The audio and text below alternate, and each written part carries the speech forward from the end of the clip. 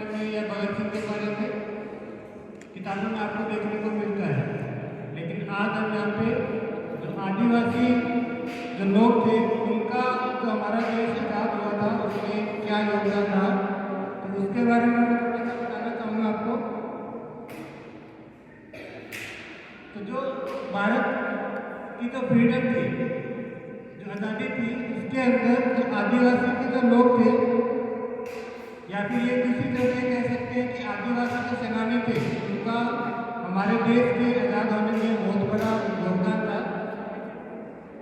तो उन्होंने हमारे देश को आज़ाद करने के लिए अपने प्राणों की आहुति भी दी थी।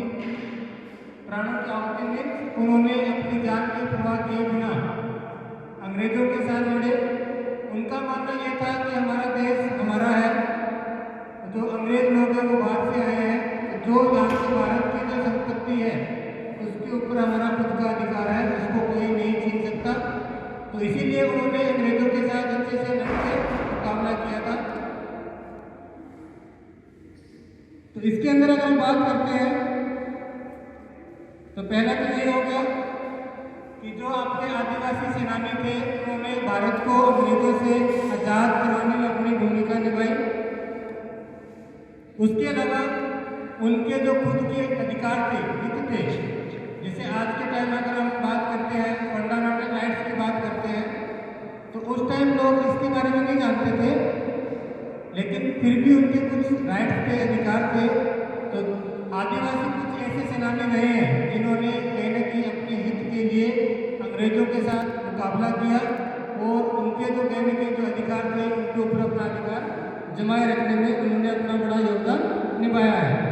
इसके अलावा देश के अंदर जब हम किसी के साथ लड़ाई करते हैं या फिर अपने अधिकारों की बात करते हैं, तो उस टाइम हमारे पास जो एकता है उसका होना बहुत ही अत्यधिक महत्वपूर्ण होता है। तो बहुत सारे ऐसे आदिवासी सेनानी थे जिन्होंने हमारे देश के अंदर लोगों को एकजुट होने के लिए प्रोत्साहित किया।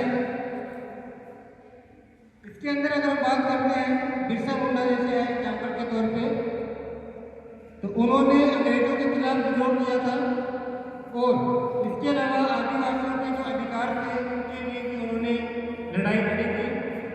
इसके अलावा अगर हम बात करते हैं सिद्धो कान्हू, ये भी एक आदिवासी सेनानी थे।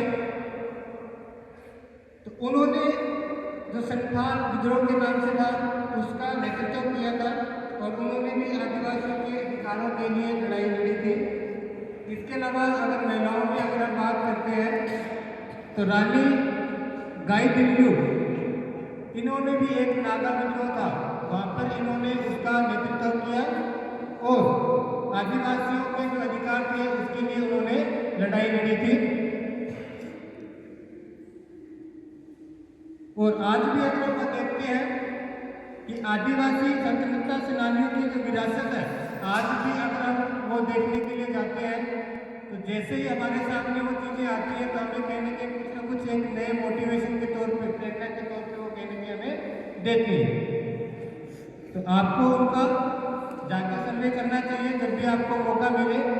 जो हमारे आदिवासी फ्रीडम फाइटर रहे हैं उनके बारे में आपको जो लाइब्रेरी है उसके अंदर अच्छी अच्छी किताबें हैं, वहाँ से आपको कुछ ना कुछ देखते रहना चाहिए, पढ़ना चाहिए। आप भी उनसे मोटिवेशन लेकर के कहने चाहिए आज भी आप एक अपने देश के लिए अपना योगदान दे सकते हैं।